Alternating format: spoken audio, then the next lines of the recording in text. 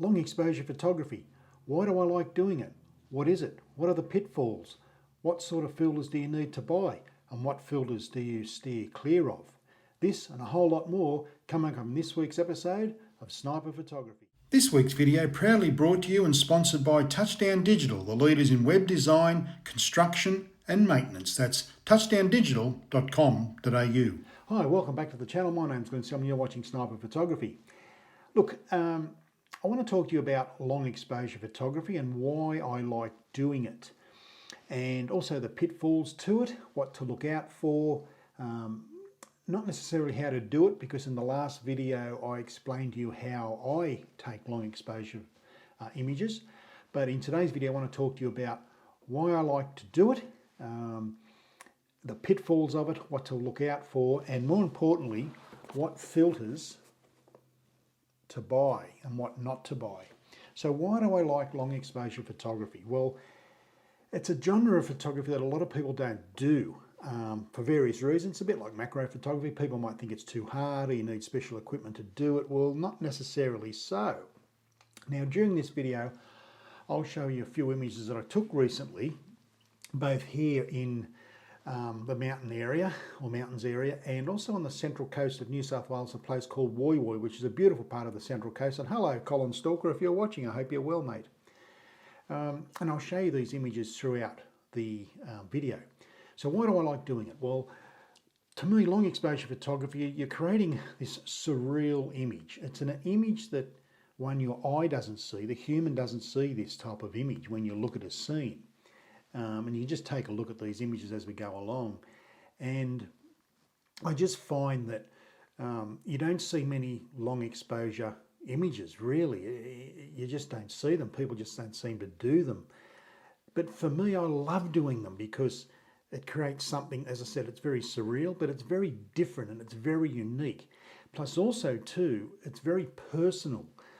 Long exposure photography for me is very personal because you're creating something unique that someone else probably can't, because you'll take an image like what you're seeing here and someone will come along to the exact same location, take a normal photograph, and it's completely different, which is fine, but why be like everyone else? This is the thing, because I find photography, it has to be a personal thing, and long exposure photography is just that. It's a very personal thing. So that's one of the reasons, well, that's a few reasons why I like doing long exposure photography. Another reason why I like doing it is because it makes you slow down. Now, there's a shot here, which I'll show you now. That's a 4-minute exposure, 4 minutes. And that was taken with, would you believe, a 17-stop, and I'll say that again, a 17-stop neutral density filter. Now, that's an outrageous filter you use, but it was a very bright morning up here, or up at Woy Woy, along the waterfront there, and I set my camera to aperture priority, worked out that I wanted f11 and ISO 100, and that gave me a shutter speed of 1/100th of a second. Now, with a 17-stop neutral density filter, my exposure time would have been very, very long, well over 10 minutes, which I didn't want that. So what I did, I opened my lens up to f8, which gave me a 4-minute exposure. So there's a little bit of juggling around, and that was the end result for a 4-minute exposure with a 17-stop neutral density filter. Now, with this, with long exposure photography, it doesn't matter what filter you use as long as you get the effect you want. It's like the Forrest Gump movie, Forrest Gump, when he says he's sitting on that park bench, and it's a classic line where life's like a box of chocolates, you just don't know what you're going to get. And that is a classic line in a great movie. And I liken that to the fact of long exposure photography, because you just don't know what you're going to get. Sure, you can have a look at it on the back of your live view on your camera, but you really can't see until you put it on a big screen and start to play around with your editing process or whatever you have to do. So it makes you slow down incredibly. And a free tip, if you're getting into long exposure photography and you've got your camera on a tripod, make sure you turn off stabilization on that lens and switch to manual focus, because you don't want the camera to hunt through autofocus when you put that filter on. Plus also too, if you're on a tripod and you've got a long exposure, do not walk around the back of the tripod because of ground movement, and that'll cause a problem. So in that case, the 4-minute exposure, I just set the camera, let it go with a cable release, had the timer on my phone, 4 minutes, and directly behind me when I took that shot, there's this park bench where people sit and just admire the view. It's beautiful up there. And I just sat there just watching the world go by until 4 minutes had expired on my phone. I went over, turned the shutter release off, and that was the end result. So it enables you to slow down, and I think slowing down in this wide, stupid world of ours is a good thing, isn't it? Wouldn't you agree? So that's another reason why I do it. Now, filters. Now, this is a thing. Filters, you can get cheap filters, which I don't recommend at all. So if you're thinking about getting into long exposure photography, stay away from the resin-made filters. That's like a hard plastic type of affair. They're cheap, and they're cheap and ugly, and they give you an ugly result. Hell of a colour cast, but you can just not correct. It's just hopeless. So stay away from the resin filters. What I suggest is you buy good quality filters from brands such as, like this one here, Nissi. I brought this myself. I don't get given anything, don't want anything. Athabasca, they're a great filter. Leaf filters. I use, well, there's case filters as well. There's Benro, and there's Hader as well, which I use, which are great filters. But they're all German shot glass. They're all glass, and this is why they're expensive.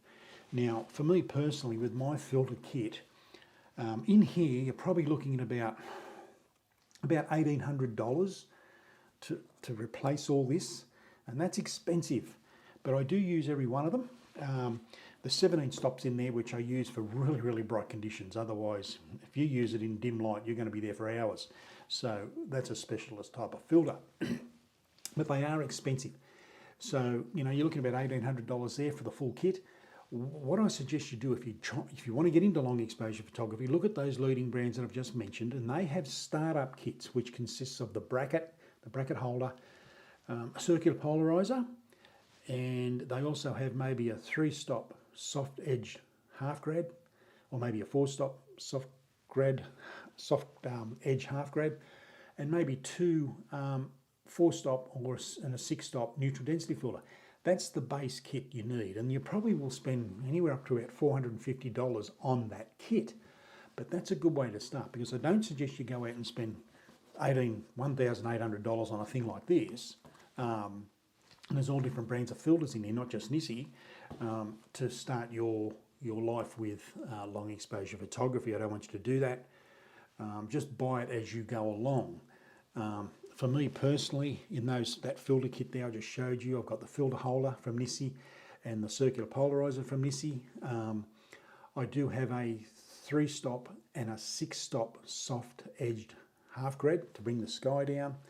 I also have, in neutral densities, have a 4-stop, 6-stop, 10-stop and 17-stop neutral density filters, all good quality glass from different manufacturers, because that's the way I like to do things.